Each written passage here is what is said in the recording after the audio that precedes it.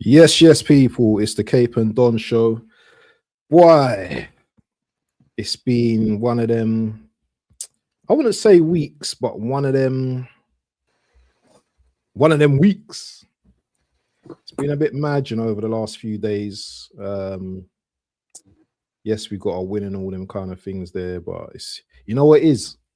We're in the information age, innit? So, when you do YouTube, there's been a lot of stuff going on. And because I do a lot of streams and stuff as well, because I encourage anyone, innit? You know what I mean? When you're on a journey, innit, I don't mind who jumps on my stream and says shit. You know what I mean? I'm not like, oh, just because this whatever. Come and chat your shit in it and I'll debate with you, innit? You know what I'm saying? Yeah. And if you've got a reasonable argument, then you know what? I'll take it on board. If I don't fully respect it or if I think it's agenda driven, then I'm not gonna take it on board, innit? That's just me, innit? Do you know what I mean? But how you been, man? I've been calm, bro. Life's been lifing, but Christmas period soon. Family's gone to Nigeria, so I'm by myself. But what do they call that again when you go to Nigeria again? Something there, what was it? Dirty December. Dirty December, that's it. But they've gone there to their home. My mum, my sisters, everyone's gone to Nigeria for Christmas, so we have. How come you're here then? How come you go? You don't want to go? I'll tell you outside. I hear it. But yeah. There's definitely a woman involved in it, so that's why you're going nowhere, bro. Yeah, I hear. I'm here, obviously, got a lot of Arsenal to watch. Obviously, we won that game ugly on Saturday, like ugly, and yeah, like I think it's just been a nice, as you said, it's been a lot on YouTube. For me, it's just been a reset week, man. Like, got first time we've had a week off since the August of the season, so it's time to reset, reflect. Obviously, I always say that when you play so bad, I guess winning is the perfect thing because the way you reflect is different because you know that you got away with one and you're able to know it didn't do damage, but you can't get away with that again. But like if you take the loss or you take a draw, for example, then there's damage as well as the performance. So the concerns is also met with the points in it. So I feel like having the week off, letting players actually rest, get some of these injured players back, which we should, and yeah, man, go again. Like we've shown a level this season. I feel like we just have to maintain that level and maintain that level of performance, both defensively. I feel like we've kind of those games. There was a point in the season where we were talking about not even having a shot on our goal, and now we're conceding like goals every game. So there's we have to retract back to it. What do you mean? Are you talking about man? Sorry again? Nem says that I plant in my water. Nah, it's like I got pineapple water in it. So I got a slice of pineapple. It's good for you, innit? Good for the skin and all them things there. So trying to do the healthy thing, innit? You know what I mean? It's funny, I done that because Forever Arsenal, they had a guy called Sharoy on there. And I watched Sharoy. Yeah, he was drinking his ginger tea in it. He said he had pineapple water in it. So that evening or that morning, early doors, I went to local shop and that Boss Man and got 2 pineapples in it and just cut it up and just started just drinking it with water in it. Do you know what I mean? It's nice. It's nice. You know what I mean? It's refreshing as well. So yeah, man, big up to Sharoy. I can't lie to you. Yeah, brother, you know what I'm saying? We do things different, innit? You know what I mean? It's not about just some plain. I've got my plain water here as well, but this hits different, man. This is comfortable, bro. This is comfy, you know what I mean? But yeah, man. It's you know what, the last few days, yeah, I've been streaming a lot in it. I had a 3-hour stream with Sun and Guna yesterday and Tony. The night before that, I had a stream. I was on someone else's stream called Guna's Therapy. Big up to them, man, as well. A lot of people watch our stream, you know, but they don't say. A lot of people watch our stream, but they're quiet. They don't say nothing. Yeah, fair enough. But I don't enjoy it, man. That's all. Yeah. They definitely watch our stream, yeah. But yeah, I was on Guna Therapies. There was a few man that, you know, they frequent AFTV and all that kind of stuff. And yeah, it's just, you know, there's a lot of opinions flying around, you know what I mean? Some good, some bad. Do you know what I'm saying? Yeah. And yeah, it's just the main things I think that is going around at the moment is obviously one is Gyökeres, which we'll probably speak about in a moment, or whenever we speak about the result. It wasn't convincing, but we still got the 3 points, you know. So yeah, we got the 3 points. And you know, obviously we've got the Everton game ahead of us as well. Ben White got injured. So there's just, you know what I mean, a few little things.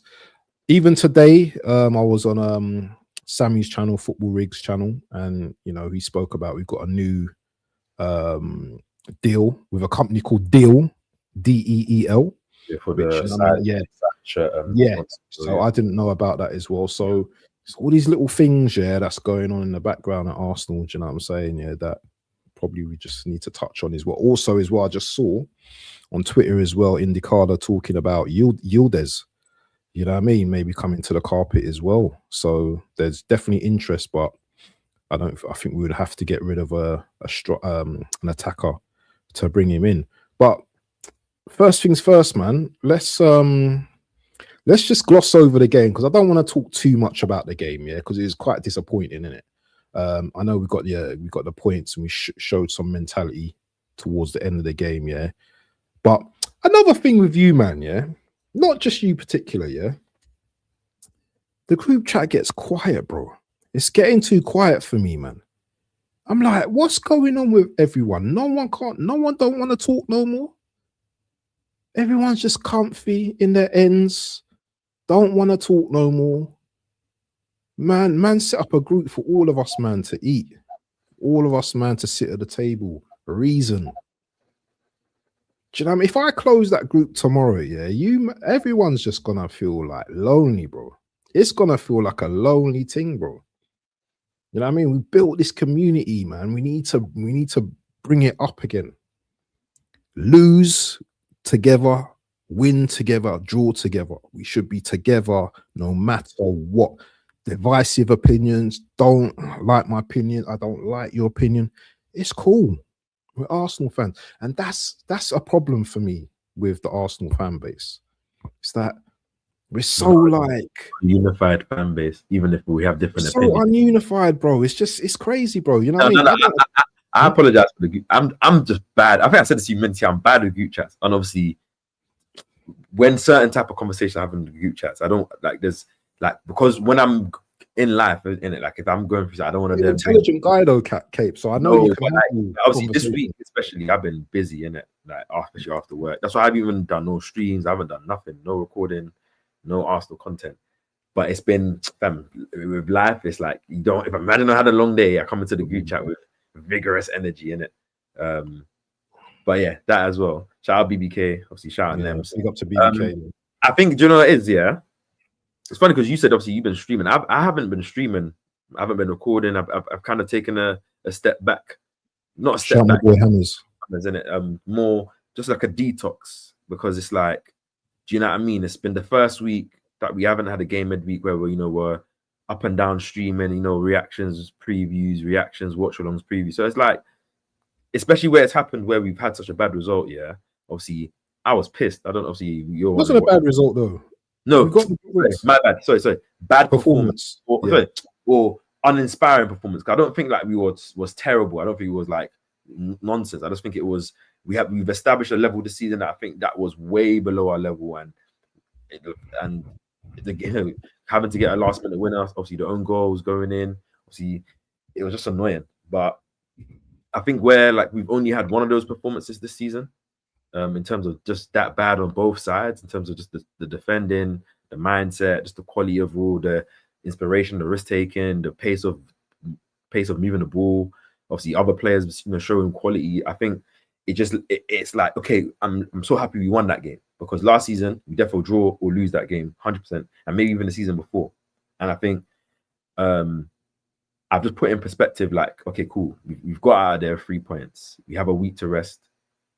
I expect a reaction against Everton. I expect a reaction in terms of the performance level, in terms of how the boys looked angry. So Declan Rice and how he was moving after the game, was pissed, even when we scored. Obviously, you've seen that there's news coming out that Martin Odegaard and Rice, obviously the players had it with each other after the game. They lay it all out, and I like those things, because that means you didn't just win and go in and say, "Oh, sign a champion, celebrate. Yeah, we got the 3 points. That's all that matters." No. Like, you man have a certain level of standard, that the same way that us fans do. And for some reason, that game they played dog shite. And I expect against Everton, even though that's a tough game, but I know Everton are missing a lot of players and obviously AFCON, Grealish, Dewsbury, who are all out. So I can't lie, there's no excuse for us to not go there, get 3 points, and play well. Because especially off the back of the Wolves game, the Villa game where we dropped 3 points, or we didn't get any points. So, and yeah, but I think the week off has let me calm down a bit, because after the game I was fiery, bro. Fiery. Obviously, I'm not there being out of perspective, out of my character, but I was so disappointed in the performance. It was like what I was watching. Obviously, when you're trying to watch along, and you have to talk about the game, and you watch it. It's like, I was like, bro, like, obviously, yeah, we got the winner. Obviously, I'm in elation in that moment, but it's like, bro, like, it felt like a loss. How can a win feel like a loss? That's like, it was the weirdest win ever still. And maybe at the end of the season, we will say thank God for that win at Wolves when we played so bad. But like, yeah, I think we just need to return back to that level of performance. And I think a good performance against Everton, a good result, I think will kind of wash that sour Wolves taste out of our mouths. That's what I'll say. Yeah, I hear it. You know, and you know me, yeah, I'm real with it, innit? I'm just open with it, you know what I mean? Because I can go from like 1 to 100, yeah, in just, you know what I mean, just switch mode, just eat, just like that, yeah. But what it is that I have to kind of balance it with, positive fans like yourself, no disrespect to that, and also negative fans as well that come onto my platform as well. So, it's that balance in it between both. And sometimes, you know what, as I said, yeah, balance isn't just about just being in the middle, yeah. Sometimes you're going to go up, sometimes you're going to go down. Do you know what I mean? It's just that finding that middle ground, in it. And this word balance, yeah, I don't like it, because when we lose a game or when we don't play well, brother, I'm not happy at all, bro. I'm not happy at all. Yeah. When we win a game, I'm happy, happy, go lucky, what you want to call it. But when I saw that stinky performance on Saturday, yeah, I was thinking to myself, yeah, were we too overconfident going into that? No one was expecting Wolves, yeah, to do what they did on Saturday, yeah, after we scored that goal. And then, yeah, we got the win in the end, which showed character. Own goal, whatever it is, it doesn't matter, innit? It went in the net. But although we can say Saturday, let's go, Moyes, we're coming for you, yeah. You think to yourself, what was that last week? Why was we like that? Because that's the question, you know what I mean? And I still haven't got the answers. I can answer the questions myself. Was it a motivation thing? Was the players like the fans thinking it was gonna be a quick dubs, a 3-0 easy game? Was it the players were tired? What? I still don't know what the answer. Maybe we just had an off game. But we've had too many of them off games this season. No, but I don't think we've had many off games. I want you to name the off games that we've had, because, like, if I name the games that we've lost here, I don't think Liverpool game we were bad. I think we were probably the better team, and that was still a dog shit game. but a magic moment won the game. We didn't show any inspiration in the attack, but Liverpool were dead that game, apart from that free kick. The Sunderland result, I think obviously first half we got punched up. Second half we were very good. We defended the last minute goal badly and we lost the 3 points. We didn't execute our chances when we were on top. Cool. The Man City game, uninspiring lineup, but I think second half we played well. But you know, equalizer. Man City are a good team as we've seen, so that's understandable draw. And the Villa game, I think we didn't necessarily play bad. I just think I think the lineup was incorrect, as I said to you last week. So I think we couldn't really exploit Villa. And I think when we were on top in the second half, we didn't really take the chances. Then, like similar to the Villa game and this Wolves game, towards the end, we kind of decided to just defend them for our lives, but we're not defending well. Like, I have no problem with Arsenal sitting in a block. Like, I think I've seen us do it over the last few seasons to be confident enough to, if at moments in the game another team's passing the ball well or beating our press, cool. But we were getting the ball or allowing spaces in the middle. We were allowing crosses to go in the box. Clearances were getting, miskicked. We were just booting the ball straight to Wolves, and it was like, what are we doing here still? But I think, obviously, as I said, a couple of days later, I think in the moment, like as you said, obviously, I know you said I'm a positive fan, but I was livid, bro.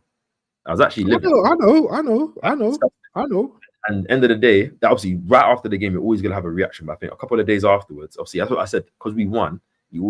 A perspective always has to be met with, because that level of performance, both defensively and going forward, I don't think we've seen this season, in my opinion. Even in games where we might have won 2-0 or something, and we feel like, we could create more chances. I feel like there's been way better control of the game and way better inspiration in attack. I think both was missing, and that can come down to, I don't think I'm blaming fatigue or tiredness. That's not an excuse for this game, because we rotated a lot against Club Brugge. So for me, it's more, there's a complacency from us as a fans, because obviously we expected us to just beat Wolves. Wolves are bottom of the league. I don't think any of us watch Wolves. Obviously, a lot of their games are closer than what it seems. But at the same time, obviously, their games are different because they play a lot more open games. Like, I credit to Wolves, obviously, even though people have, obviously, they look at the points and say they're the worst team in Premier League history or on track, and maybe they might end up being that points-wise. But what I'm watching football-wise isn't that. Do you know what I mean? Compared to a Derby County or something like that. And obviously, they defended well this game. They put their 5-4-1. They played in a low block. It was very tight, compact. They defended the box well for what they had to defend, because not like Arsenal did that much. And when they got on the ball, they were trying things. Let's just say that. They had a couple of moments. And you can't discredit any Premier League team. Not to compare the leagues, because obviously Bundesliga is different, but maybe it's even worse. But Bayern Munich drew to the bottom of the league, I think, on the weekend as well. Okay. Different, but they drew. And this is, I don't know how they played, but do you know what I mean? It can happen in football, but I think it can only happen once, because I think I'm pretty sure, I don't know what you predicted for the game. I predicted like 4-0, or people predicted 3-0. 3-0. I mean, we were all expecting, there was people who were saying 5-0. I had opposition fans on my stream saying 3-0, 4-0 before the game. So we all just expected it to be a pummeling. But how Wolves played against Man United last week, not the same way they played against Arsenal. When they played against Man United, they were open, they trusted themselves, and they left themselves open, because they don't really rate United. When it's Arsenal, you come in with that focus. But the players came with some, we were moving the ball so slowly. There was no one really playing with any quality. Like, the creative players didn't really do much outside of Saka. The strikers didn't really do much. Like, some of the defenders, obviously, I think, okay, cool, Ben White gets injured early. Lewis Kelly came on. I think Lewis Kelly was decent when he came on, in my opinion. I think he was all right.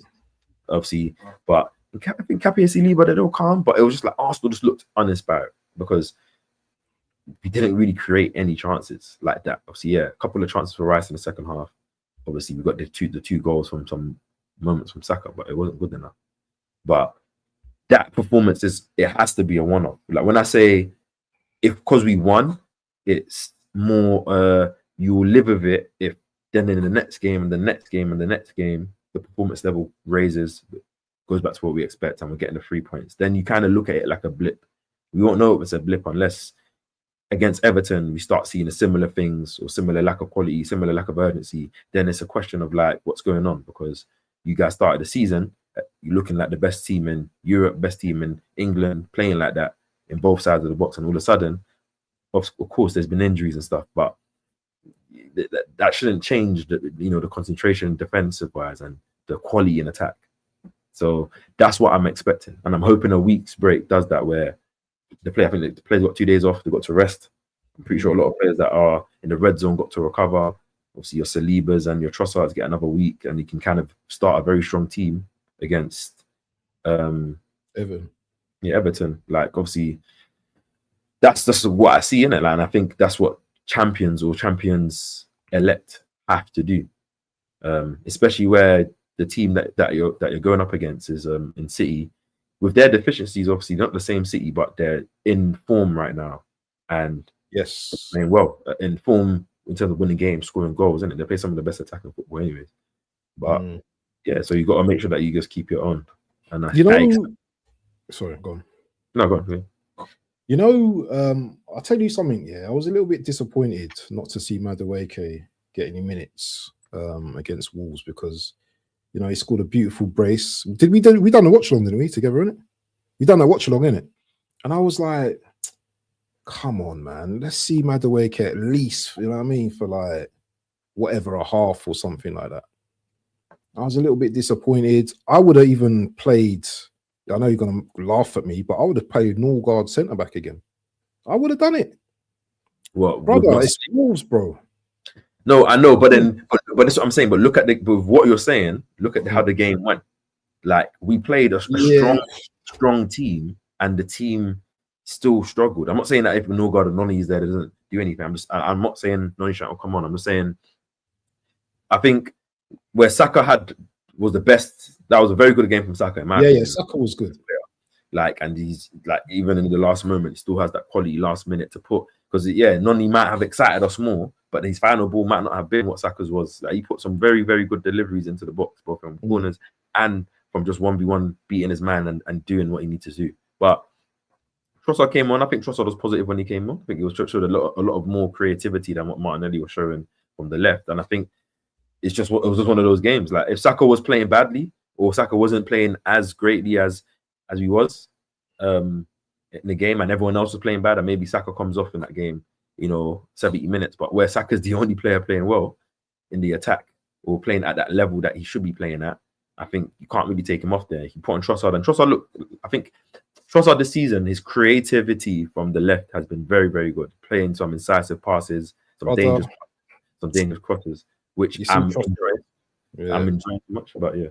Trossard's been one of our better players, if not our best player, on that side. Martinelli, no assists in the Premier League. Obviously, he's got 5 goals in the Champions League, doing well there. But Premier League, it's just not happening for him right now. Trossard, before he got injured, man, he was balling out. And I think even after the injury, you got to go at Aston Villa equalizer. He's that's what I mean. We're definitely missing him. But he's back in it. So I think that's what I'm saying. A week's break for Trossard now. Maybe he'd be ready to start on the weekend. You don't have to start Martinelli. Maybe. Probably start ready to start on weekends, and that gives you that. What's BBK saying here? 1 DM, 2 10s, and Gyökeres take the game to Wolves. 1 DM. No, I agree. I wanted a more attacking starting lineup, but I think the way Wolves defended very well. Like, they were very compact in that block. Like, they wasn't biting on anything. And I think it was interesting because even when Eze was there, he wasn't really getting space within that 10 space. Odegaard came out. He obviously gets a bit more of the ball. I think he tried as well, but it's different spaces he's operating in. And I think with the way the whole team was playing, like, not even like Zubimendi wasn't like mad influential, wasn't rubbish, but it wasn't influential. It was Rice as well. So it's like the ball wasn't even getting to that area of the pitch. Like, it was annoying. Let's just say that. But I see it as a one-off, man. If I saw that performance early in the season or a couple of times, even though we won, then I'll be like, we've kind of we've been winning, but we've been seeing this a bit. But I think this is the first real dog shit performance. This is called a spade. So. Yeah, I hear it. Gyökeres, brother. Oh yeah. I was going to talk about Gyökeres. I was just looking at Everton's team in it, but yeah, we'd talk about. Yeah, Everton. I think they're out with Ndiaye. They're out without Jude. I think Grealish is also. They still got players though. They still got decent. So they've got players, but that's their starting front three. So that's dangerous kind of players. So that even makes it worse for Arsenal, isn't it? Yeah. But yeah, we get into team lineups and all of that in a moment, yeah. But we need to talk about Gyökeres in it. I'm going to go through the comments where BBK says it's not a one-off. KP Arteta did the same thing as Sunderland, lock up and defend. I don't think he talked, because in his press conference he said he didn't. He was angry in his press conference. That's the first time I've seen him even calling out his players. He said he didn't tell them to defend like that or to get into block, or he didn't tell them to. You know what I'm saying? He's like, nobody played bad, but he didn't. That's not what he instructed. That's what the players did. So in terms of the players now, yeah, because we're going to Gyökeres in a moment, yeah. In terms of the players, yeah, are they not actually listening to the instructions from the manager? Right. I just think they played bad. I think probably the players probably expected to come in and play Wolves and beat them. Obviously, you will know you're going to play a low block, but you expect it to be maybe a comfortable game, and it wasn't a comfortable game. We started off lethargic, like as we say. You have to start. You don't start off the game when you're playing, taking 3-4 touches, then passing the ball like you're gonna play balls. You're gonna play the ball early. You're gonna try and get the ball in behind. You're gonna try, get the crowd up, and we didn't do that in that game. So, I feel like the players lacked confidence. That's why you saw Rice angry when we were getting the 2-1 when we're playing. Like you see him moving mad, because it's like, bro, what are we doing here? Like the managers on the side, of course, they're gonna be angry, obviously, but it's like. It's different if Mikel's like, okay, yeah, the players played well. If he came out in his press conference saying, oh yeah, sign the champions, or when we're not in a good, he was livid, bro. And I think that's the players on themselves having to hold themselves accountable, which is why we're probably hearing why there was a all-out type of accountability thing after the game, because it's like, bro, that standard was nonsense. Like, bro, I don't think the manager's telling them against Wolves to take 2-3 touches, not really play incisive, risky passes, not try and create any good chances, like not get any shots off, even long range, like not like, bro, that what we do, that's not that. And I feel like what we saw against Brentford, where we had the 1-goal lead, like we were still attacking, and obviously in the end our attacking is what got us the second goal, even though that was late in that game. So I don't like it's I don't know, man. The players probably said to themselves, we're playing bad. Obviously, we've got 1-goal lead. Like we know that we and defend well. Let's just sit in and kind of see it out, because fam, we're not playing good on the ball. Fam, when they were winning the ball back and booting it out. When do you ever see us do that? We're even trying to build up and get a counter attack. So do you know what I think personally, KP? Yeah, I think that the players are starting to feel a little bit of pressure, man, because City win on Saturday, they go a point ahead. Now, a point's nothing, yeah, it's nothing, but it's going to be the first time that City probably go above us before we start our game. I think they're starting to feel a little bit of the pressure. People might say there's cracks starting to show. But I do feel that some of the players, yeah, are starting to do the looking behind their backs. We can do the, these guys are all right, but when you play games like that at home, and yes, our record at home is brilliant. I have maintained that I don't think we're going to lose a game at home, but that performance suggests otherwise, that maybe the pressure's getting to us a little bit, and we will only tell when we we play Everton what kind of, what kind of how are we gonna like fight when we go to Everton, because we know once City's played that game, there's no way City are losing to West Ham. There's no way. It's not happening. I'm not saying it can't happen, but they're not losing to West Ham. So then it's going to come down to us to win our game. A draw's not good enough. So now the pressure's slightly turning now towards us now.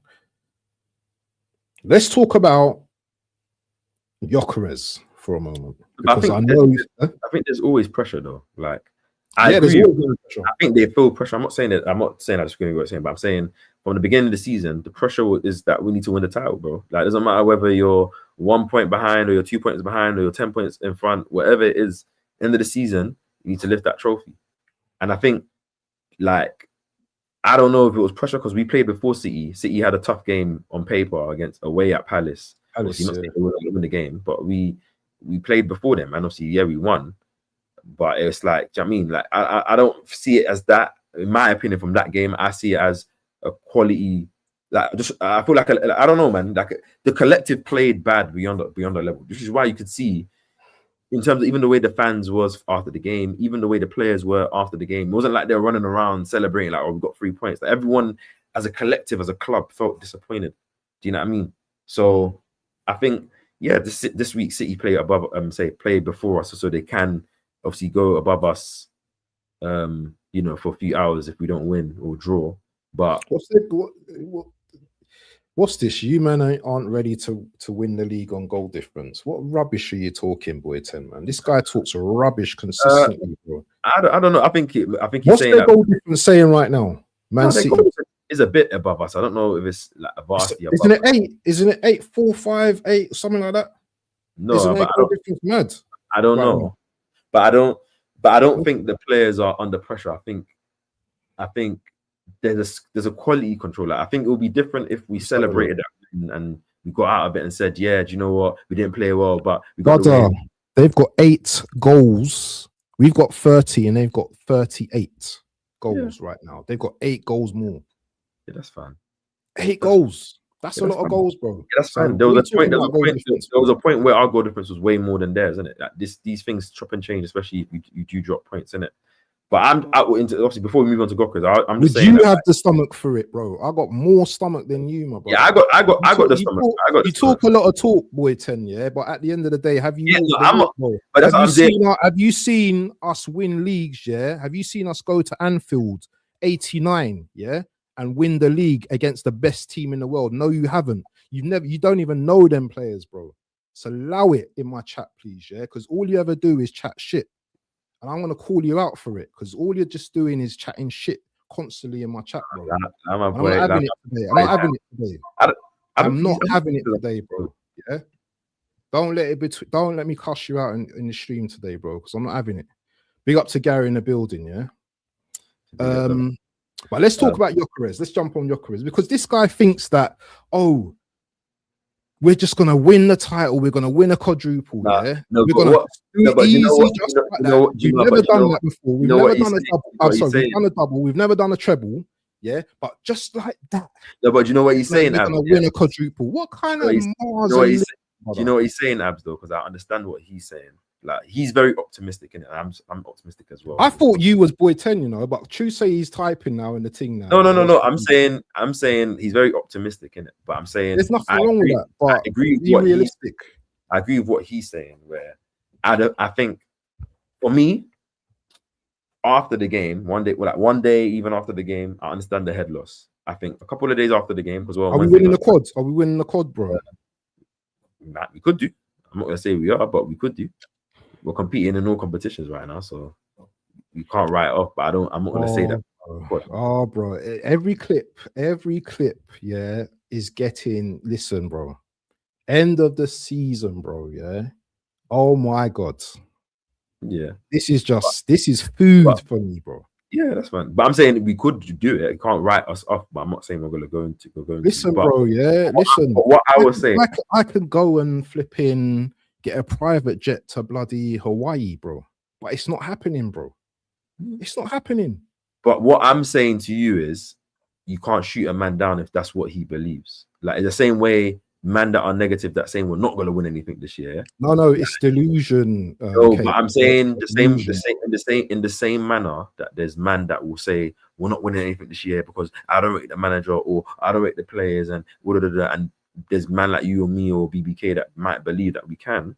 Like, of course, we might think that man are just being ultra deluded in their own way because they want to be negative, but that's what they believe in it. And I'm saying for him, if that's what he like at this point in time, we're one win away from a Carabao Cup semi-final. We're currently top of the Premier League. We're competing very well in the Champions League. So for him to be optimistic that we could do a quad, not saying that we are going to do it, I don't think it's a problem. Obviously, I know he's saying, yeah, we're definitely going to win it. That's fine. If that's his take, innit? If he's wrong at the end of the season. No, but when come the end of the season, yeah, and we haven't got no quads, I want man around because I've been saying, yeah, that we're going to win the league. But you know what? That changes, yeah? That changes from week to week, bro. The percentages changes. It might go up and it might go down. That's not deluded. Deluded is to say, yeah, that we're going to do something, yeah, yeah, that no club has, like literally no club in the Premier League in recent times that I know of have done. That is, and this is why fans, rival fans, and fans laugh at us, because we talk so much big talk. Let me finish my point, my brother. Let me finish my point. We talk so much big talk here, but where's the walking, bro? Where was the 2-3 seasons ago? When we couldn't even win the league? Yeah, when we're 8 points ahead. But man's telling us we're winning the quadruple. Cape can see whatever he wants, but I'm not here for the delusion, bro. I'm here for the reality. Do you know what I mean? This is if you want to watch like entertainment TV, go and put on the TV, bro. But there's no way we are winning a 4p. It's not a 4p, a quadruple. There is no way. It's not happening. And I'm saying that on my channel right now, so no one can click me up and say, "Oh yeah, Ab said this." You man can say all of that, and that's up to you. That's cool, yeah. But I'm telling you, yeah, reality says, yeah, that come Saturday, we're gonna be behind in the league, yeah. And then I want to see that chest again, yeah. During my watch along, yeah, I want to see that chest again, that big chest, yeah. Because when we lose a game, Boateng goes missing. So what does that tell? What does that tell you? Yeah, but I'm in agreement with you in terms of what you're saying. But I'm saying I don't think him saying that is like because I'm saying if that's what he wants to believe, that's what he wants to believe. It's the same way when we win. I'm challenging that opinion. That's what I'm challenging. I know, but what I'm explaining to you is if I could say we could potentially win a quad.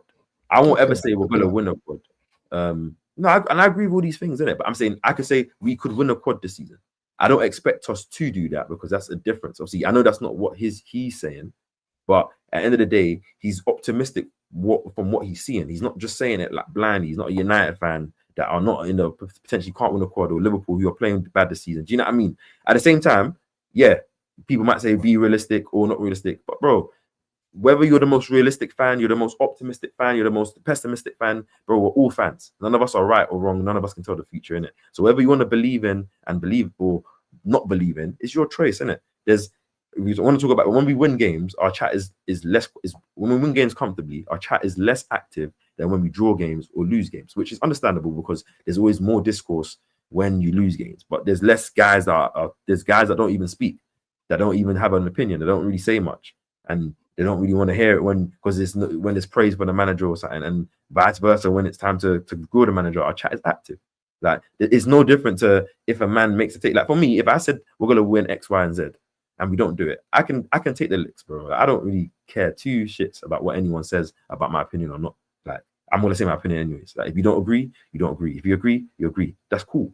Like if you want to, opinions can be challenged as well. That's what I'm saying. Yeah, of course. That's the whole thing. And that's just life, innit? And if you want to, exactly what you're saying. And if you want to click me at the end of the season for something I said, you can do that. Like it's not gonna. I'm not gonna be like I didn't say that. Like I'm not.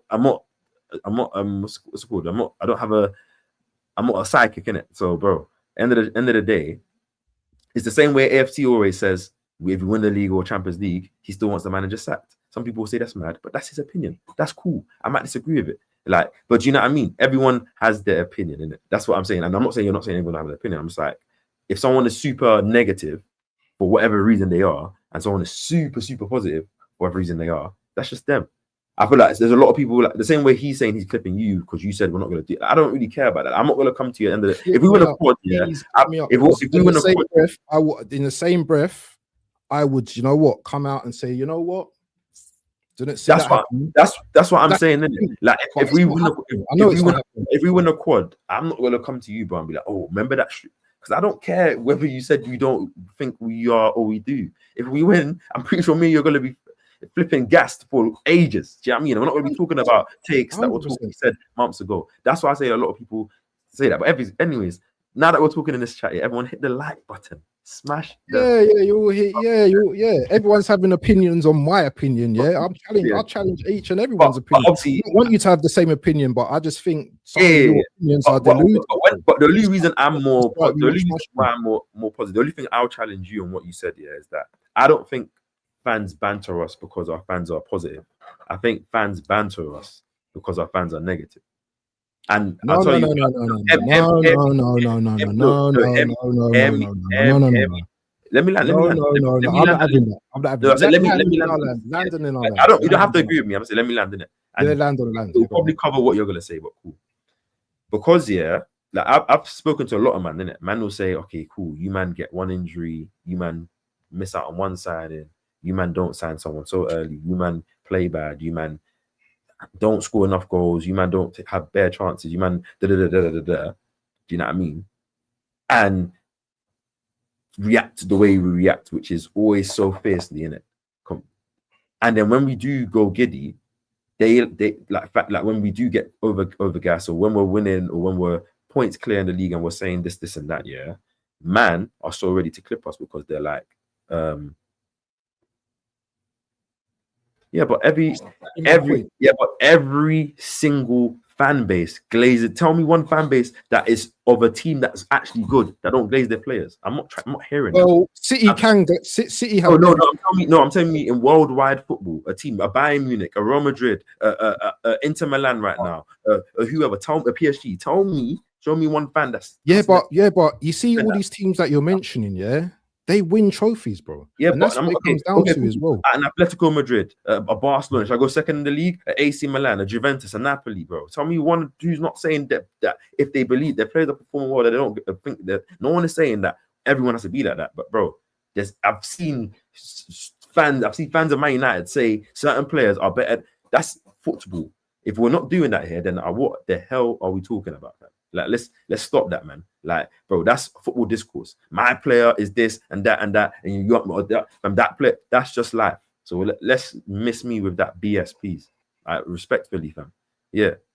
But then, bro, but what in the same breath? But this is what I'm saying though, because what you're doing is instigating Arsenal fans to, if we do go and win a Premier League or a double, for instance, their first guy is going to go to your email, your page, and say, chat shit now. My guy, if one of these Arsenal players wins Ballon d'Or, chat shit now. And then football discourse becomes nonsense because it's now, oh, that's not, and it becomes annoying. Now you won't feel like you can really challenge that Arsenal fan and say, oh, Saka isn't that good because now he's a winner of Premier League or Champions League, or he's got a Ballon d'Or, for example. Oh, no. The thing is, if he does win the league, that's when he's gonna get the accolades. That's when because then when world class. That's when they're gonna do. But then an Egal or whoever that's glazing him, what are you? You can't challenge him. You can't. Then you're gonna say, okay, do you know what? You're right, because then what is it? Is it only within this 12-month period that a Saka or Saliba or Rice became world class? Like before then, they wasn't playing. Why am I gonna challenge Egal when he thinks that Saka's world class? Because that's what everyone's been saying. Yeah, Saka needs to win things, yeah, to get that level, isn't it? Yeah, but that's what they say. That's what they say. But I know, but again, it goes back. Okay, that's what they say is not a definition of what I need to believe in. For example, what you need to believe in. If you have your reasons of why you classify a player world class, unless your reasons are like if you were to explain, okay, it's this and that, like, bro. So I don't know who you're talking to, boy 10, yeah, but have some respect to my chat, please, bro. Yeah, who you talking to, bro, like that? No one ain't being disrespectful to you, so I don't know who you're talking to like that. Seriously, man. Mods, do your thing, bro. If he continues, I didn't say you're not like got time for this bullshit, bro. No, but I'm saying you have even United fans, you have every fan base that can challenge. Like, bro, what I'm trying to say is, even if Arsenal did win the league, bro, if there was players that still play bad, I'll still call them out. I'm not gonna still be like, oh, because you won, I can't. No, but that's like, the difference. I'm saying, but because they'll be like, oh, you won. No, but Cape, I don't think you're getting what is being said here, yeah, or you might be getting it, but what it is we might think that players in our team, yeah, are world class already, yeah. We might think that, yeah, but the elevation comes, yeah, when the rivals see us winning things. That's when they're gonna say, "Oh, this player's world class. That player's world class." That's what they do. This is what rivals do. I'm in agreement with you, but I'm saying I don't care whether someone else needs to tell me that someone I believe in is world class. Like, if that's I'm not saying that. But this is that for them, though, isn't it? No, I know that, innit? And I'm saying for you, what you're saying is for to be critically acclaimed. That like everyone knows that, innit? Like, bro, like for you to be one of the like you have to like, I'm saying, because then the conversation becomes a lot. But I'm saying, bro, there's players that we have called world class, or we feel that are world class that are not at the same level, innit? But that's fine, innit? Because that's fine. You know what? Big up to Weir. I like Weir's takes as well, yeah. But we get bantered regardless because we don't win anything. Yeah, let's just call a spade a spade. That's fine. But what I'm saying is, yeah, but like what the narrative you guys are doing is the minute Arsenal win or we win big, then you can never dispute Arsenal. Then that means Arsenal fans can come up with the wildest takes, but you can't now challenge that because now they're a winner or they're a double winner. And that's what the argument, that's what Arsenal fans are going to load back at you. And it doesn't matter what logic of breakdown of saying, oh, this is why. No, you can't say that because you told us we can't say it. That's what you're creating. And if that's what you want to create, that's fine. But please be there to hold it accountable at the same time. Because for me, like, I'm saying, no, because at the end of the day, people need to kind of understand the things. Like, I'm saying, like, bro, I'm in agreement with you saying a lot of Arsenal players need to win things for us then to want to put them as the shiny toy at the front. I don't need to put a shiny toy at the front. Like, if it,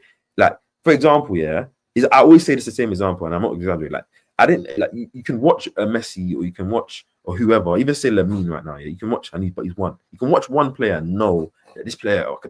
I had to only watch 10 minutes of Neymar to know, okay, this guy. As long as you don't get injured or something mad don't happen, you're gonna be like, do you know what I mean? Like, it's one of those situations, isn't it? Like, so when the things happen that verify your take at the beginning, it's like hearing an artist for the first time before they became like Kendrick Lamar. When I heard him before he became Kendrick Lamar, I'm like, this guy could be the GOAT. And when he becomes the GOAT, I feel more vindicated for my opinion because I heard it first. That's more what it is. Obviously, more people might have different metrics to say, okay, he needs to have this for this to be. That's cool. But look at this comment here from Big Up to Boy 10. I know I agree with this as well. Still, yeah. This boils back to BBK as well. And Big up to BBK. He's on his travels as well. Yeah, I ain't forgotten about you, my brother. Yeah, but this is what BBK said to me. Yeah, he said, "You know, world class when you see world class. Yeah, world class for me isn't debatable. How about that? I'll say that now. World class isn't debatable. You see world class. Yeah, Eric Haaland." You telling me he's not world class? But I knew Haaland was world class before he was. He was at Dortmund and all them doing them. I say who's this guy? That's what I'm. But people. But that's what I'm saying. It's not debatable with you. Yeah, but I'm saying, but no. But there would have been people that would have said, no, we need to see him do it at a big club and then win. And obviously, first season at City, wins treble or whatever he won. Cool, boom. It's like universally done, which is why I'm saying to you guys, like maybe to have any dispute, cool. But for me, you can't say, like, you can't look at a player and look at what a player's doing and say that they're not world class. And the only argument you have is not about their actual play. It's about they haven't won. That, to me, is a silly argument, especially if you know that player is in a situation where they potentially could win or will win. It'll be different if they're playing for a team that is not competing or they're playing for a team that will never compete. Well, Kane's a good example. Kane was ridiculed until he went to Bayern, and now that he's won a couple of times, there's no argument. But you didn't need to see Kane win to know he was world class. I hear that. Let's not be stupid here. That's what I'm not saying you're stupid. I'm saying people like to do this stuff, and it's like, come on. And obviously, we've dragged this conversation because we're meant to move on to Vic. Yeah. Hey, big up to everyone. Listen, bro. Listen. You know what? Big up to anyone who, you know, is catching feelings. Don't catch feelings, bro. You know, on this channel, yeah, we're raw, bro. Do you understand? We don't pet no powder, yeah. We don't duck. Yeah, but big up everyone, man. And obviously, I'm not here. Listen, me and Capes worked hard all day, yeah, and now we're doing the stream. You know what I mean? So big up to people in the chat as well. Yeah, I'm big up as well, man. Boy 10, big yourself up every time, yeah. I know. Boy 10's got some strong opinions, but. This guy, bro. I'm telling you, bro. But big up anyway. Big up LSC Monster FC always, and big up to everyone in the video. I know you love the show as well, people. Yeah, so make sure you slap that like, slap it hard.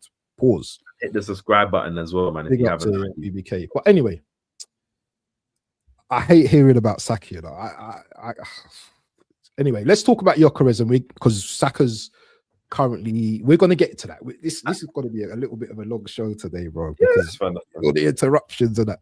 Anyway, let's talk about Gyökeres because this one I think is going to be a little bit of a controversial thing now. Yeah, Gyökeres against Wolves, no goals. Against Bruges, no goals. Villa came on, what is it, for 45 minutes, no goals. Are you concerned at the moment? Or are you getting concerned? I need to know. Elaborate on what you mean by concerned. Are you concerned about his performances? Are you concerned that he's not getting the opportunities? Are you concerned that he's not scoring goals? Are you concerned that the system doesn't suit him? There's so many question marks right now. These are the questions I've actually had a conversation with people about this already, and I'm still team Gyökeres no matter what, because I believe that, you know what, it's gonna come good for him, bro. Yeah, at some point. I still back him. But what's your thoughts? Well, obviously, I don't necessarily. I've always that you can go on my channel for a long time. I don't necessarily. Your steps go, brother. I know about steps go. Yeah, I've never been blinded by the Gyökeres' goals, but obviously he's an Arsenal player and he has qualities, or even if it's limited, that I think finishing is definitely one of them that I think we need to exploit. I think the reason why I'm very much balanced with him and balanced about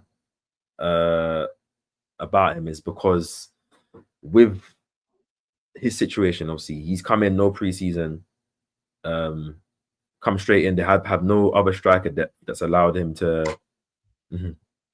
that's allowed him to basically settle into the team and, you know, not have that pressure. Obviously he's adapted. I think before he got injured, I think he started to kind of show a bit. Obviously he had a couple of goals. Atletico Burnley had that assist as well, but so not assist, that pre-assist. But I think the concern for me, which they are concerned, but it's not really concerned. I'm patient, so like I'm been a back of Kai Havertz. I love Kai Havertz, so I'm not even going to be anything like call a spade a spade. I love Kai Havertz as a player. So does Arteta. Arteta align on a lot of things in it, but that's I know. But because as I said, geniuses always are the same, innit? I mean, like, but let's not get there. Oh, you gotta make me laugh, you know. Obviously, cool. But yeah, as I'm saying, innit? Like for me, like with Gyökeres, it's like, fam, one, you have to give a player a new season. Come to a league that he hasn't played for a couple of years. He's playing in a team that's very difficult in terms of the way we play, and in terms of what he's been used to, in terms of just the quality of defenders and the space and what you play in Arsenal, where, as I say, Arsenal probably play 7 out of 38 games against non-low blocks. Every other game is against low blocks, which is 31 games against low blocks. It's tough for a striker to get real chances. My huge criticism about Victor Gyökeres is his box movement. I agree. Sometimes he makes a lot of runs. Arsenal players don't play him. Like, obviously, players are not always going to play every single run. I've watched great movement strikers like Icardi and Cavani and all these guys, and they make multiple runs. They don't get found, but they continue to make the runs. But the difference is that when the ball is wide or the ball is in a half space, their movement and anticipation of where to move or where to want to attack is good. The players are picking them out instead of it being you missing it. And I think when I've looked at Havertz in previous seasons, I've looked at even Marino recently with his goal against Brentford. When the ball's wide, the run he's making is penetrant. Then obviously when you get the connection, when it's Gyökeres, when the ball's wide, he's always just a bit too late or just a bit too far or not on his toes or isn't getting the easy chances as much. And it's annoying. It's annoying because even in amongst his play, and sometimes it's not as appeasing or it's not great. I don't think he was good against Villa. I don't think he was good against Wolves. But like, if you get a goal, you're there. It doesn't really matter. Like, but he's not there. He's not there and we make those chances. Saka put a delightful ball across the box. If he had anticipated or looked and wanted to make that run in the box, you would have been there and it would have been a tackle. Well, and I'm saying fair, he missed it, didn't he? He didn't get to the ball. But no, but I'm saying when I watched that, like I watched the replay a couple of times. I'm like, when Eze played the ball, you can tell Saka's shaping up to cross. So you would have already made that run. If that was a Havertz, the difference with Havertz is that he might have made a ball, but he probably would have missed the chance. Do you know what I mean? Yeah. That would have been the difference. But the difference is he would have made the run. Because if it was Gyökeres and he made the run and we know his finishing ability, he's putting at the back of the net. That's his biggest criticism. And obviously, I know the league is different and he has to adapt, and he probably will get to that sharpness where he is doing that. But that's my criticism for him, because it's like you can complain about not getting the ball for certain runs and stuff, and that's I agree with all of that stuff, but it's like when the ball's wide, especially the quality wingers that we have and quality wing play, you need to get your head on the ball, because if Marino can come into strike for 4 or 5 games and score a couple of goals from crosses, then it can't be that, oh, the team is attacking so badly. It can't always be, we're not finding them. I agree, they're not finding them at times, but it's 50-50. He needs to do better. The team needs to do better to find him when he's playing. You know, he's scoring that goal against Chelsea, yeah, and that 1-1 draw, yeah, when Timber jumps up and heads that ball. Yeah, you know, Gyökeres is scoring that goal. I know that. Yeah, but then Martinelli also scores a goal with this, and that player scores a goal with this. But we're not doing all of this defending for certain players, innit? So I'm not allowing that stuff in it, which I agree. And I think I even said on that day, if Timber it wasn't catty or didn't jump, he would have scored. But I'm looking for you to claim these goals. Like the difference, because my whole question is obviously Gyökeres and Haaland. Even Haaland's a way better player than Gyökeres, and obviously way younger. Is obviously faster and all that stuff. Gyökeres and Haaland, you say similar players, low touch players, especially when Haaland first came to the league, wasn't that really good in terms of his hold up play and his other stuff. But you know, when the ball's in behind, he's gonna have the pace, the power. Like, and Gyökeres sometimes is wrestling the defenders a lot more. You think he's strong and fast. You should be able to, if the ball gets played to you, shift the man, but bang. He did it once in that game. I played him the ball. Because I agree with him. Obviously, there's the chances are not there, but I'm like, my criticism of him is but sorry. I've got to stop you there, yeah. But we don't play with a Cherky, where Cherky can find eye of the needle passes through the center. We always tend to get the ball in the 10 area and go towards the wings. So it's not like, can you remember that game against Atletico, where Odegaard, and I have to use this as an example, have you seen that video where the guy goes past the ball? Odegaard, I think it was against Olympiacos, where Odegaard was driving. He had like 2-3 runs. He didn't pass in the end. We're rarely hardly in them positions, and it's like, when we do get in them positions, why are we not releasing the ball to him quicker? But what I'm saying to you is, I just made that point. But I'm saying to you, that's not the only opportunity for you to get goals. And fam, City, of course. City. I was watching that game. You watch City game against Palace? Nah, I don't watch City, but I see the goal. I see the header, wicked header. City wasn't playing well. Palace had chance after chance. Nunes puts a delightful ball into the box. Bang! That was his first touch of the game. It was like in the 38th minute of the game. Bang. That's the difference. That didn't come from Haaland. What about confidence as well? Because Haaland's on the top of his game right now. I'm in agreement with you of all those things. But I'm just like, bro, like, the reason why I criticize him, because, bro, James, you shouldn't come on after 12 months of not playing and get 4 shots against Brugge and you had no shots.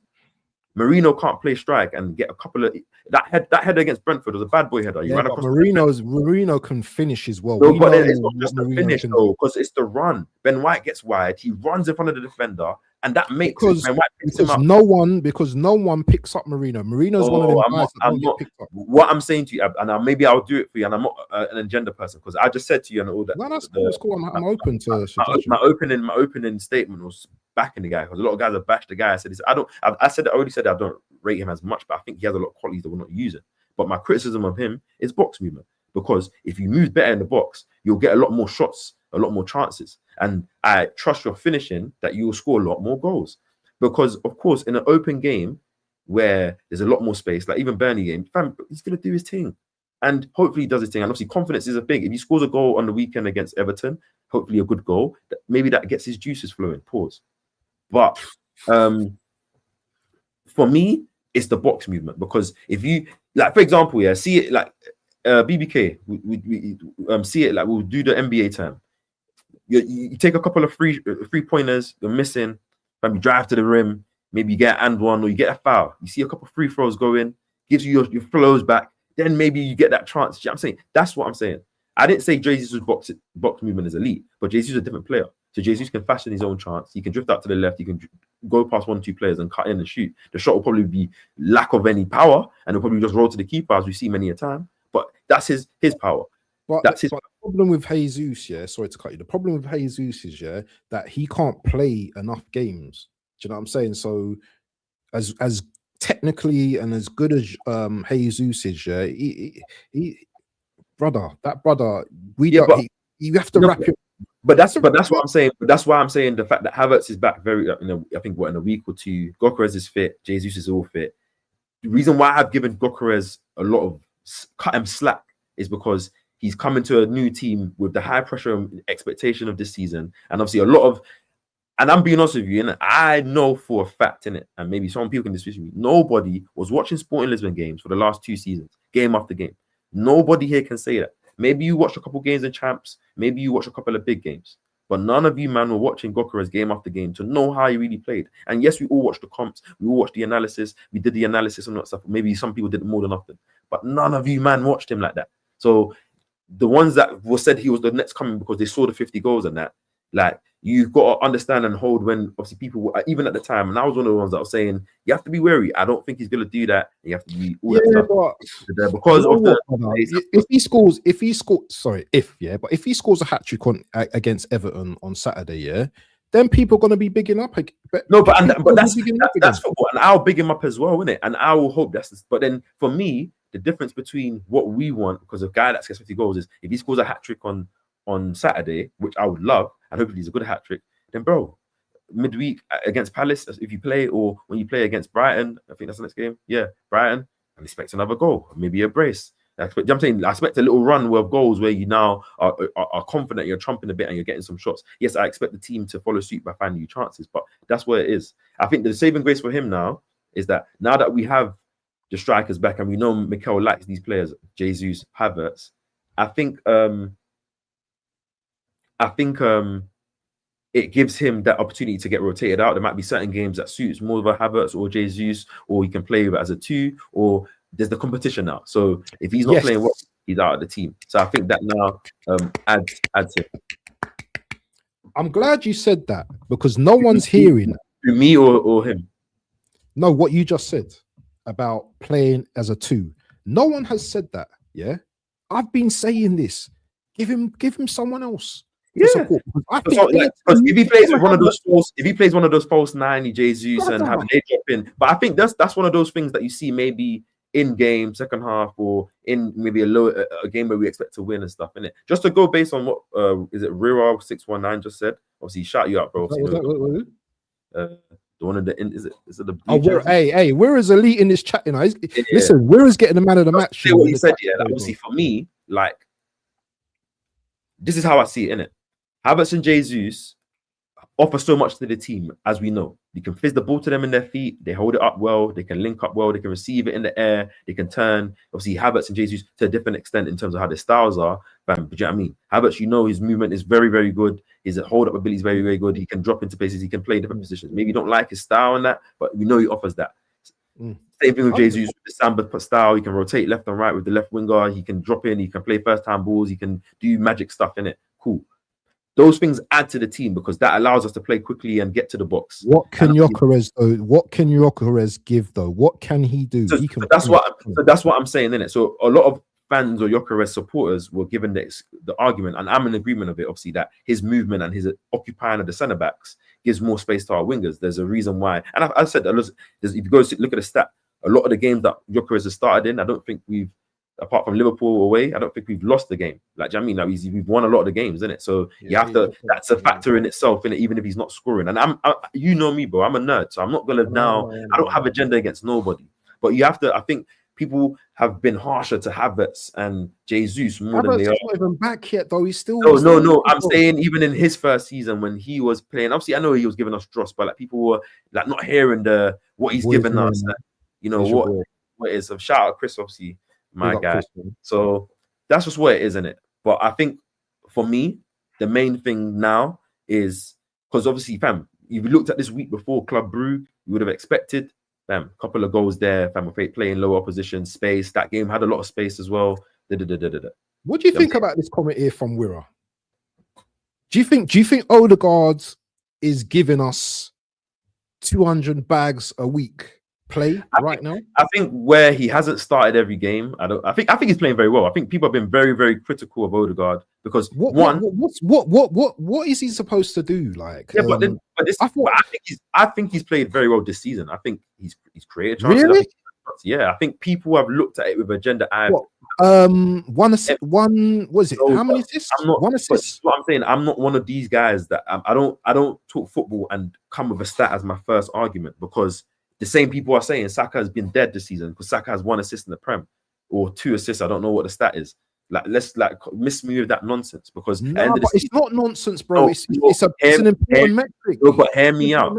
No, but hear me out. Like, for example, Saka played in he's not going to get assists for the 2 chances that he created or made in this game. That's 2 assists or 2 goals, whatever you want to see it. He's had other games where he's actually put on the plate and man have missed chances. Like, that's not on him. But I'm not going to criticize, because obviously those things will balance out. Like, for example, for the same way, like Liverpool, when they were playing dead at the beginning of the season, but winning games, and I said I remember I said the stream, it's going to balance out. I don't think it's going to be a sign of champions. It's going to turn. But for me, with players that are playing well, I think that shit also balance out when obviously you continue to play like that, it's going to end up paying dividends. I think with my boy, yeah, Cape, you're my boy and everything, yeah, but there's things that we're gonna disagree on, yeah. Yeah, of course. I do not think Odegaard has been great this season, bro. No, I don't. But I think people have been harsh. Do you know why I say he's been harsh? Because Eze, we've seen games, yeah. Because I love Eze as well, but we've seen games where Eze has. Yeah, no, I'm not saying no. He I don't think he's been great either. I'm not even criticizing Eze. Even the point where I bring him up is that Eze and Odegaard are 2 different type of players. Eze is more of a. We've spoken about this already. Do you know what I mean? So when Eze is not getting the ball in the final third, he becomes ineffective. And there's been games where we'll be like, fam, we want a bit of spark. You've seen people. So when are we going to start talking about this system, bro? Because I've not heard nothing about the system. No, but the reason why you can't criticize the system is because a lot of play. Like, okay, cool. Of course, we can criticize the system. I'm not saying you can't criticize this. I'm not saying you can't criticize the system. I'm saying the reason why it's not the focus is because majority of games, look at my stuff to fell down. Majority of games, that's fine. Majority of games, this season that we play are against low blocks. Man, I've got me crashing out of my system. So I'm saying majority of games, like when I watched a Man United Bournemouth game, one of the best games I've watched of football in a long, long time. What did I see in that game? Open space, man receiving the ball, have a couple yards to drive on both teams for the whole game. The games I've seen Arsenal do that, like Brugge, we smoke teams because the space and the players that we have that can in space and time are going to utilize it. They're going to do the team that are getting 1v1s and stuff. Like, I don't think it's I'm not saying that you're going to criticize the system, but I'm saying it's just one of those situations, which is why when I say with people like Gokeres, I'm like, bro, if we played in a team where we always got open space, then, bro, we always got open space, then I'm gonna be like, bro, why are you not scoring more goals? Because this is what you do. But when we're playing in a team, we're playing low block. Wolves against Man United on Monday played an open game. They got smacked 4-1, but they had 20 shots. Against us, they played a low block. The next game that they play, they're gonna play an open game. Every team does it. So we're not gonna have the same type of chances, but it's on us to create those, which is why I say. Let me tell you the 10s that are out playing Odegaard at the moment. Bruno Fernandes at Manchester United, Cherky at Man City. Yeah.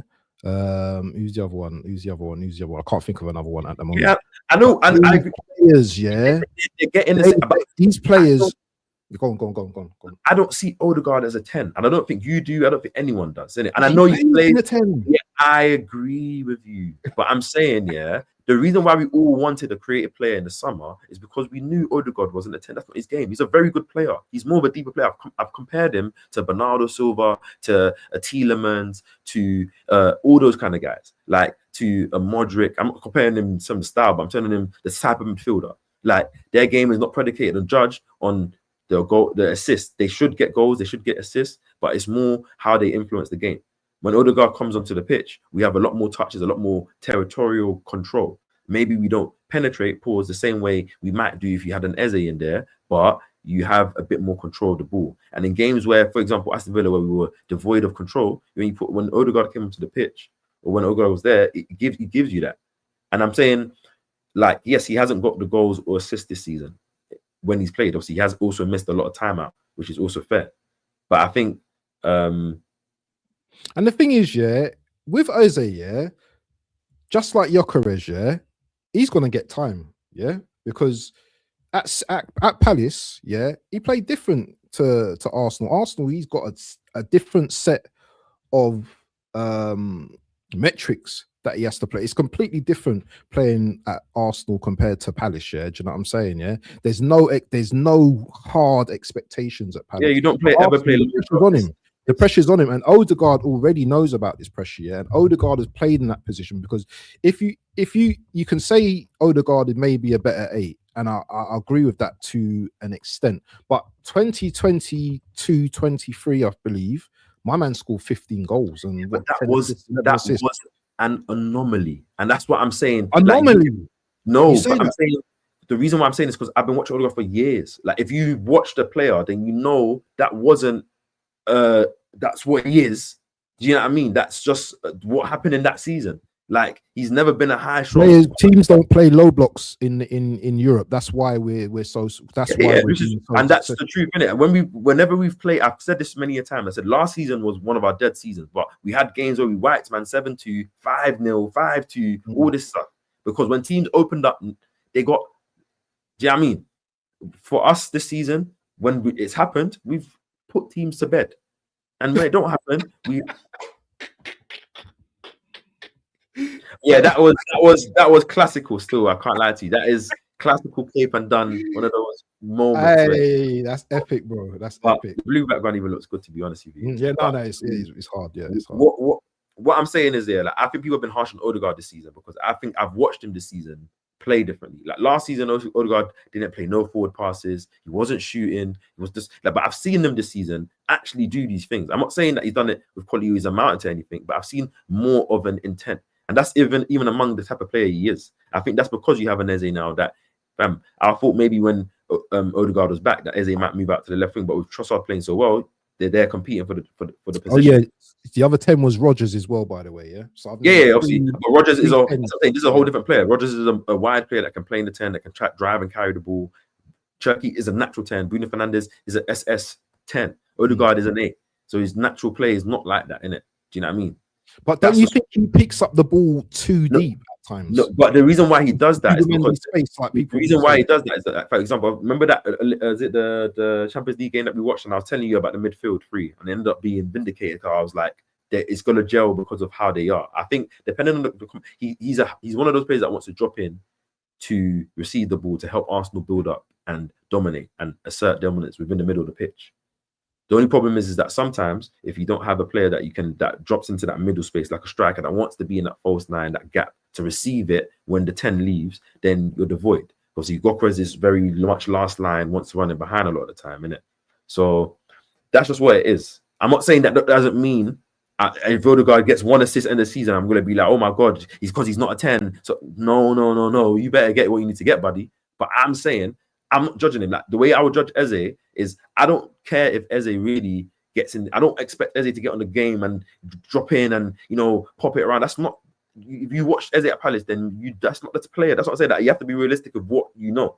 Like, Eze was playing majority high left in a left kind of 10/left wing position where he had a lot of free space. I agree with that always played open games for the majority of the season. So, and probably where he's given the most responsibility to go and create and carry and do what he wants. I'm not saying he's not given that responsibility in our team, but I'm saying, what's this here? Yeah, okay, I'm in agreement with this statement, by the way. Like, what does it say? Let's assess Odegaard's value. If this team had Ozil over Odegaard, would we have won something? Yeah, 100%. If we had Odegaard, but obviously Ozil and Odegaard are two different players, isn't it? That's why I say when everyone's Ozil's a pure 10, by the way. Yeah, that's what I'm saying, isn't it? Like, his first thought is to create. Odegaard's not that. That's what I said. That when you look at a Modric and a Bernardo Silva and a Gundogan so those type of players, that's an Odegaard. But I think obviously in our team, he's been that. That's why Eze, when he plays in the 10, I think I want them to get him the ball more because he's more deadly. If he can get on the half turn, he can jinky a man, as we saw against Spurs, bang in the back of the net, put a nice slip ball, the little chip pass he put to Declan Rice. He can do those things with quality and with execution. But I think it's about obviously balance, because some games is going to require Odegaard to get in because we need to get more control. Some games are going to require Eze. Some games are going to require them both. That's what I said. It's about, we've been unlucky this season not to see everyone fit together and see the different iterations of how the squad's going to line up. We just had to play what's been able to play, and we've done with it. Which is why I'm not so judgmental on the team, because we've done what we need to do. We've won majority of games this season with not having Kate, we're getting to that critical stage now where Yeah, it's going to be 17 games now. So when you say but look at it now. We've only had one disappointing performance, in my opinion, this season, or two disappointing performances this season, and we're at a stage where bar Gabriel, bar Mascara, and how White, many points have we dropped this season so far? Just out of curiosity, I couldn't tell you still, but obviously we've drawn 3 games. 3 games. That's 3 point. Well, it's about 10 points or something, can it? I think we dropped about 10 we dropped a couple of points. Obviously, it's a competitive league. You're gonna drop points. The points we dropped against good teams. But hey, this has been a wicked show today, bro. This has been a wicked show. Brother, let's move on, because let's talk Everton still. Let's do an Everton starting 11, and guys, get involved with us, yeah. Shout out everyone. Lively today, bro. This is what I like, yeah. Put the pressure on me, put the pressure on Cape, yeah. Hey, there's a reason why my name is Cape has pause, man. Cape's press resistance, you know, brother. He's press resistance, yeah. He's press resistant. Pause, yeah. That's the same in real life as well. You can't get the ball off me. So who's our first player going in? David Raya. Because David Raya. Oh yeah, David. Let me just put. I'm just gonna put the surnames, yeah. Raya, yeah. Let me give him a little top. Arsenal select the team. What's going on? What? England select team. I'm gonna give him a green little top, yeah, at the player. Oh, that's terrible. Okay, so back 4. Who are we going for? Timber? You still there? I can't hear. Where are you? Oh, he's on. Okay, let's just read out some of the comments and we get back to the team. Yeah, I have the needle passes. Wanyeri and Eze. Odegaard is just an energy merchant. Yep. Cape. The issue is Eze or anyone else who attempts those things will get hooked if they don't come off. Yep. Arteta don't want that. He's not a better player. No one gonna debate it. Square pegs, round holes is Blunderman's tactics. Then he chats a whole heap of gaslighting to justify his wages and splitting the entire fan base. I would rather Wanyeri be playing over Odegaard if that position must be left-footed. You guys were leading against Sunderland. You expected to drop points? No, I didn't expect to drop points. No, hell no. Big up to Weary as well, man. I do like your comments, man. Do you know what I mean? Big up to you as well, yeah. I don't know what team do you support, bro? I can't see what team that is. Is that I can't even see the player, bro. I can't see the player. But big up to you anyway, every time, yeah. Here today, big up to here today. Says Everton is missing half of their starting 11. We have to be given a second gift in a week. That's the thing, though, bro. Yeah, missing their second 11, but still, Moysie will still have these guys probably up for the game. And I'm not saying that we can't beat them, but he still have them up for the game. Cape is here, but not here. Yeah, hey, everyone's missing you, man. Boy 10 was missing you, man. Oh, Atalanta. Chelsea, but I'm a Lookman fan. Okay, big up to you. We're every single time. Big up to you.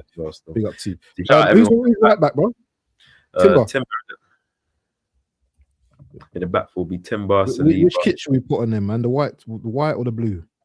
I think we're gonna wear the white kit still. The white one, yeah. Okay, Timber. Who next to Timber? Saliba. What's the chat saying? Let me read it. Yeah, but with the Ranieri thing, I think I heard you guys were speaking at. I think you have to realize Ranieri is going to be here in a lot of years. He's to sign a new contract. He's the one for the future, man. Like he's the one after. Yeah, but how happy is he going to be? Yeah, because these men are young, innit? They want to play. I agree, but what you have to realize is that, bro, like the pathway has to be delivered. If I'm one of Eze or Odegaard will have to be sacrificed in terms of getting a big sell, and it probably won't be Eze, and that can happen. Yeah, like if Wanyeri looks like he's ready, and if he's not ready, then he becomes a big sell. You have a Max Darman that's there ready, innit? So that's just let's get through the team lineup because obviously. But yeah, I think Nkapie will play, and I think Calafiori will come back in. Nkapie, yeah. Oh yeah, forgot about man. Forgot about. Yeah, man, and that's another thing, man. I'm not saying that means Calafiori played that means, but that's a big miss. A guy that's a big miss, bro. Yeah, definitely. So Calafiori. Ranieri is not a winger, by the way. He is a 10. I'll tell you that. I'm not saying he can't play a wing, but that's okay. So that's the 3 in midfield. I heard Zubi missed training today, bro. Yeah, but I think they just obviously he played 90 minutes in the week. Obviously, so you think he starts? Yeah, of course. Okay, Zubi. I think it's Mendy, Rice. I think Odegaard will start. So Eze on the bench, yeah? Yes, I think Eze will be on the bench. Odegaard. Yeah, we're predicting lineups, Chris. Yeah. Odegaard and Rice, yeah? Yeah. Let's go, Rice. Okay, it'd be interesting to see who your attacker is, yeah? Who your attacker is, but go on. Saka on the right? Yeah. The energy was mad there, bro. 100%. Left, Trossard? Trossard, man. I think this is our best team, bro. Yeah. Actually, Gabriel in for Nkapie, but obviously, no. If he's fit in it, Gabriel starts. You want Gabriel starting, eh? If he's fit, yeah, 100%, bro. That's not that. And I love against a physical Everton, bro. Oh, let me just change his name, man. No, I'm saying if he's fully fit. I'm not. He's not. Gabriel's not fit right now. No. I'm not talking about Jesus. I was saying. In case. So if Gabriel Jesus was fully fit, by the way, I would start him in this game, but he's not fully fit. So, and I think going with New York or you going with Marino? I think it's a game where I hope that he does get a goal. Like, I hope so. So that's a winning team right there, though. I think that's a team that shuts up some of the haters this weekend. What do you think? I think it's a team that should come out well. Like, I think where the players, yeah, that's correct. Yeah, I think where the players have been like they got away with a win. I'm pretty sure they've had a week off, so they've been able to rest, get back in training, fine tune some of the maybe things, look at some tape and look at some things they haven't been doing right, get back, look back in, and everyone's been given a rest because they haven't had a. What do you think about this comment from Weir here? Saka needs a rest. Well, I just led on to it, innit? I said everyone's been given a rest because we didn't have a game midweek, so this is our first weekend to weekend game, so everyone would have been given a rest anyways. Saka didn't start against Club Brugge, so everyone should be fresh and raring to go, both physically and mentally, in terms of understanding that level of performance against Wolves and the way we started the game and the way we could play through the game is unacceptable. So you need to rectify that. And you need to rectify that fast, and you only can do that in your next game. So I expect the players to do that because I feel like that's what they've given us this season. So yeah, this team is strong. I was saying this team would be our strongest team if Gabriel was fit. Then I could say that's one of our strongest teams, like in terms of strong style lineup or something. Do you know what I mean? What facts do we need assembled? I hear what you're saying, but that's what the game's about, innit? Opinions, innit? We're not experts. We're not working for we're not working for Arsenal. We're just having our opinions. But what facts are we missing? Because there was a report on Arsenal that Zubimendi was working elsewhere. He wasn't in training. I think Sky Sports had that covered the training. I think it's just like sometimes some players might be given. I'm saying the training off. Like, I think that's happened to Mendy a couple of times, and I've seen him in the squad. It's just more, maybe your load has been a lot. They don't want to give you any more pause. They don't want to give you any more, so they give you that rest in it. So that's our starting lineup anyway. Yeah. Anyway, so yeah, record that in your head. Anyway, let's stop that. Anyway, Saka. There's been talk about Saka and his new contract and stuff. Yeah. What's your thoughts on that? 300k a week. What are you saying on it? Deserves it. Obviously, with that type of money comes a level of expectation, possibility, and a level of pressure. Yeah. I think he's kind of always taken an amount into pressure and just taking it like and just turned it into magic. So But as I expect that, especially if Arsenal do go on to do what we expect and want this season, I think he deserves that because he definitely will be a big part and a big reason because of that. But yeah, what about you, man? Yeah, no, I was chatting to Sammy earlier, and I said, yeah, man, give him the thing. Look, you know what? No one forgets when you're holding a team on your shoulders, innit? Do you know what I mean? Yeah. I don't know if he's on that already. You know, now I think he's on about 200. I think right now, innit? He's about 195 or something like that. But and then it goes back to this, and this is not my fault, share, because I think he should get 300k a week. But the people are going to be saying, well, 300k shouldn't be justified. Well, Havertz is on 2 something, and he's not even the best player in the team. Saka, people see Saka as, do you know what I mean, the best player in the team from previous seasons. So why can we not reward him with that? You know. So it's opinions, isn't it? Yeah. What's your score predictions for this game? Oh yeah. I'm gonna go for 2-0 Arsenal. What's yours? Gonna go 3-0 Arsenal, man. I expect a reaction. I expect a reaction, bro. Like what I from what the chest I've shown and what I expected this team to come out and absolutely handle these guys. That's what I expect. And I have look at this point. Yeah, sorry. Look at this point here. What do you think about this point here? I don't think Saka's gonna do that, man. But I think Salah's one is added to. He's older as well, isn't it? I don't think Salah's that great of obviously of a talent. He's an older player, like he's in his 30s. He's got way more money, like a lot more money than Saka. He's earned that, and obviously Liverpool are in a bad situation. I think Saka gets that money, especially if Arsenal win. This elevates because he expects himself to be. I'm pretty sure he wants to win the Ballon d'Ors and wants to win that. Wants to be critically acclaimed as one of those best. Obviously, shout out Gunner Street, my boy. Yeah, big up Gunner Street. Make sure everyone is hitting the like button as well if you haven't already, man. It's been a good show. And subscribe. You got a show later with Gunner Street? No, not today. A show today, yeah. I hear it. I'm gonna go through the comments and we just call it in it because it's been a long show, bro. The danger of increasing Saka wages, he needs to be clutch every game, and if he isn't, he will be called a waste of space. He gets called everything under the sun anyway, bro. So we see players, you see your Vinny Jr. and all these guys, they go through blips. Obviously, everyone, that's just the pressure that comes with that money. Like at the end of the day, you know these guys will produce when it's time to produce. So yeah, and Saka loves the club, man. I can't see it. You know what I mean? There's a difference with not playing well to like just do you know what I mean? Just not wanting to play well. Do you understand? Salah got his wage for everything he did for the club already. It has no bearing in his form and season. 3-0 Arsenal. What's your predictions in the chat, people? Yeah, we're going to just wrap up as well. I think Salah has also fallen off, bro. He's been falling off since January. Yeah, he's done out. Salah's always been a selfish player, doesn't work for the team. I always rated Sadio Mane over Salah. And generally, most players go through a wobble when they get new money. Imagine all the family coming out of the woodworks asking for some cash, innit? You would score 3 goals against Everton if Moyes plays mid-block. No, he's been a low block. Yeah, you would score, yeah. Smash the likes, Cape says. Gunnar says, I think Saka hasn't been bad this season. Our best attacker. I think our best attacker this season. Do you think Arsenal have outgrown somebody of these players? If so, which ones? Can have that conversation at the end of the season. Yeah. I think Martinelli still needs to do more in the Premier League, though, man.